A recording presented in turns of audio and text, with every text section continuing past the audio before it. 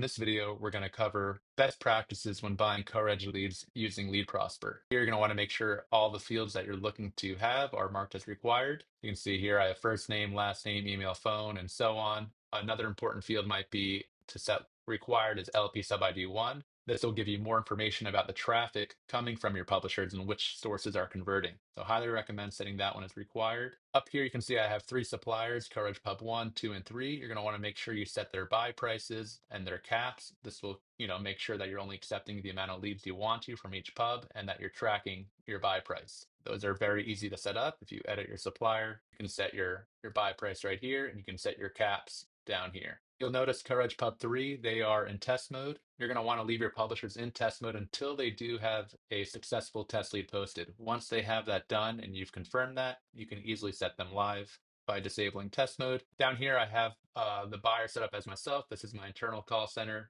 Up next, a very important feature of LeadProsper to help you in buying Coreg is our filters. So you can see here in the global filters, I have one filter that is making sure at least one of these fields is required, either Janaya or TrustedForm. I have my day and hours configured for Eastern time, Monday to Friday, 9 to 5. I have a date of birth filter. I only want ages 21 or ages between 21 and 64. I am blocking the first name of test, and I will block any landing page URL that contains the words example or test. And if you click on your suppliers, you can set filters for each of your suppliers individually. As you can see here for Coreg Pub 1, I am blocking the field LP sub ID 1 if it matches any of these values. And this is why, collecting or requiring sub ID is important. This will help you filter out bad sources from your publishers. Up next, we have third-party validations. As you can see, I have IP Registry, TrustedForm, and XVerify turned on. If I click edit, you can see all the validation services we offer.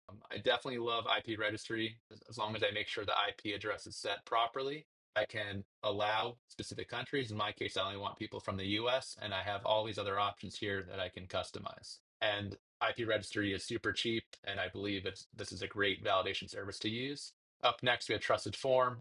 I have, the certain fields mapped to the right one. So TrustedForm cert URL mapped there, email field, my phone field. And just like every validation service, if there are options via their API, we allow you to set those very easily, as you can see. And last, I have XVerify phone. I believe if you are buying Coreg, you should, especially if you have a call center, you're only going to want to allow the phone type mobile. Other, options are VoIP, landline, or toll free, but I believe if you do only accept mobile phone numbers, this will increase your contact rate. Next, we have campaign settings. Highly recommend you use our dupe checker. Turn that on. I set mine to 90 days based on email or phone. If either of those fields match, it will be considered a duplicate. And I've also turned on the pre-ping dupe checker. Almost every Coreg publisher is going to ask you about this. Very easy to turn this on. You click on right here, and on their API spec, we will have an example for them and an API so they can use this efficiently. Other than that, those are definitely the essentials for running a Coreg campaign with inside LeadProsper. If you have any other questions, please feel free to reach out. We're happy to help you guys.